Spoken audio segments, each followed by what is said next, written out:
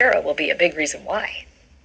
In day one of Cassie's cross-examination by one of Diddy's own lawyers, his former longtime girlfriend and protege may have just flipped her own script from being forced into days-long drug-fueled freak-offs with male prostitutes and feeling disgusting afterwards, to instead being the architect of those freak-offs, willing and eager to play a part in them.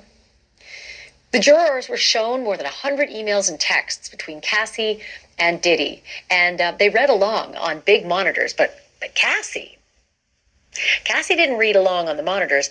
She was told by Diddy's defense lawyer she had to read along out loud. She had to read all the very dirty, kinky, steamy text messages out there for everybody in the courtroom to hear. And trust me when I say they are not safe for work.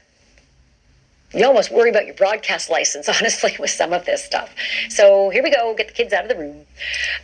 In a message to Diddy back in 2009, Cassie writes, "When we used to freak off, when we were so in love, there were no questions asked. It felt right, like it literally made sense for the next step in our sex life together."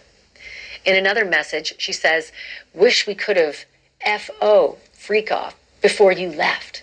My period is over." And then this exchange came out today. It was also from 2009. Diddy says, "When do you want to freak off, LOL?" Cassie answers, "I'm always ready to freak off." 2 days later, Diddy texts, "I can't wait to watch you. I want to get real hot." Then Cassie replies, "Me too. I just want it to be uncontrollable." Team Diddy also lead in planning that now infamous freak-off at this LA hotel, the Intercontinental Hotel, from back in 2016. Obviously the one that had to end early in a brutal attack in the hallway by Diddy, which was caught on surveillance video.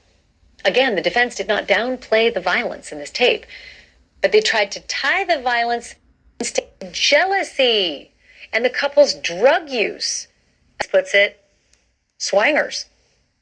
In Cassie's telling, Diddy made her have sex with more than a dozen male escorts while he watched and recorded and pleasured himself right there in the hotel room or the apartment or wherever they were doing it. On the stand yesterday, she named several of her freak-off partners, including a guy called Jules.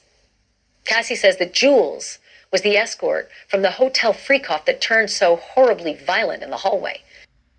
And if prosecutors found this Jules guy, and if this Jules guy takes the stand, he could back up Cassie's testimony, right? That she was beaten and coerced as part of a larger criminal enterprise, something that Diddy did from the top and ordered his staff to make happen.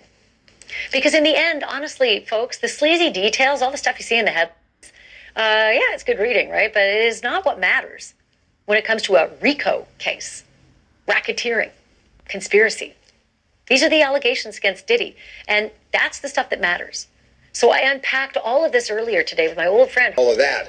So I don't know.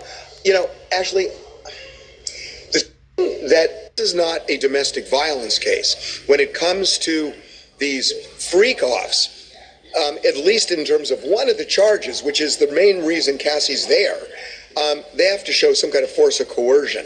I haven't seen the prosecution close the loop on that outside of what you just said in the hallway, because all of low battery is trying to extort her and will release freak-off videos. That wasn't in connection with doing a freak-off. That was, he thought she was stealing drugs on the yacht in Cannes, or she's dating the man she's now married to, Alex Fine, and he was jealous. But it's not about these freak-offs. At least they haven't closed that loop. Oh, and